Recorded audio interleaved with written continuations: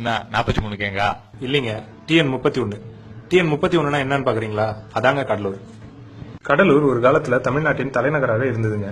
ஆனா இப்போ ஈரோடு பக்கமோ தூத்துக்குடி பக்கமோ போய் கடலூர்னு சொன்னா தெரியாதுங்க. பாண்டிச்சேரிக்கு பக்கத்து ஊர்னு சொன்னாதாங்க தெரியும். நாம் மறந்த கடலூரின் வரலாறு இது. ஆங்கிலேயரின் ஆட்சி காலத்தில் தமிழகத்தின் தலைநகரமாக நம்ம கடலூர் புனித டேவிட் கோட்டை தாங்க செயல்பட்டது. தமிழகத்தின் மிக பழமையான சிறைச்சாலை கடலூர் மத்திய சிறைச்சாலை தாங்க. இது ஆங்கிலேயர்களால் கட்டப்பட்டு இன்னும் செயல்பாட்டில் உள்ளது. 1885ஆம் ஆண்டு கடலூர் தமிழகத்தின் முதல் நகராட்சி என்று ஆங்கிலேயர்களால் அறிவிக்கப்பட்டது. தமிழகத்தின் முதல் அகலமான பாலம் நம்ம கடலூரில் உள்ள கெடிலம் அண்ணா பாலம். திருப்பதிக்கு பிறகு தமிழகமே பெருமைப்பட வேண்டிய திருவந்திபுரம் கோயில் நம்ம கடலூரில் தான் உள்ளது. 236 ஆண்டுகளுக்கு முன்பு ஆசிய கண்டத்தின் முதல் சர்க்கரை ஆலை நம்ம கடலூரில் உள்ள நெல்லிக்குப்பத்தில் நிறுவப்பட்டது. நம்ம கடலூரில் உள்ள வெள்ளி கடற்கரை தமிழகத்தின் 2வது பெரிய கடற்கரை. அதனாலதாங்க இயற்கை அன்னைக்கே நம்ம கடலூரை பிடிச்சிருக்கு.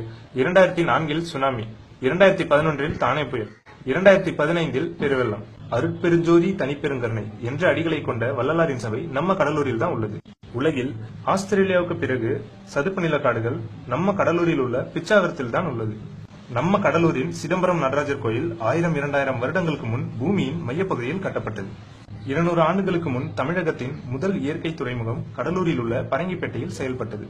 இந்தியாவின் முதல் கடல்சார் ஆராய்ச்சி மையம் நம்ம கடலூரில் உள்ள பரங்கிப்பேட்டையில் செயல்படுகிறது. ஆசிய கண்டத்தின் முதல் இரும்பு உருக்கு ஆலை பரங்கிப்பேட்டையில் அமைக்கப்பட்டு அங்கிருந்து கொண்டு செல்லப்பட்ட இரும்பினால் சென்னை சென்ட்ரல் உருவாக்கப்பட்டது. இந்தியாவின் முதல் கால்வாய் கடலூர் டு சென்னை சுமார் 300 கிலோமீட்டர் தூரம் பயணம் செய்யப்பட்டது.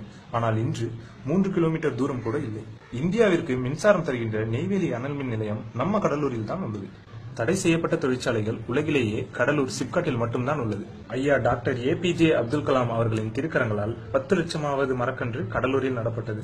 பலாவு முந்திரியும் என்று கூறியவுடன் உடனே நினைவில் வருவது நம்ம கடலூரில் உள்ள பண்ருட்டி தாங்க. கடலூர்ல பஸ் ஸ்டாண்ட் இருக்குதான்னு கேட்டா இருக்குதுன்னு தாங்க சொல்லுவோம். கடலூர்ல ரயில்வே ஸ்டேஷன் இருக்குதான்னு கேட்டா இருக்குதுன்னு தாங்க சொல்லுவோம். கடலூர்ல ஏர்போர்ட் இருக்குதான்னு கேட்டா இல்லன்னு சொல்லுவோம். ஆனா ஒரு காலத்துல இருந்ததுங்க. அதற்கு சாட்சியா நம்ம கடலூர் நெய்வேலியில இன்னமும் அதற்குரிய ஓடுதலாம் இருக்குங்க. இவ்ளோ ஏங்க, எங்க ஊர்ல 5 ரூபாய்க்கு பரோட்டா கிடைக்கும்.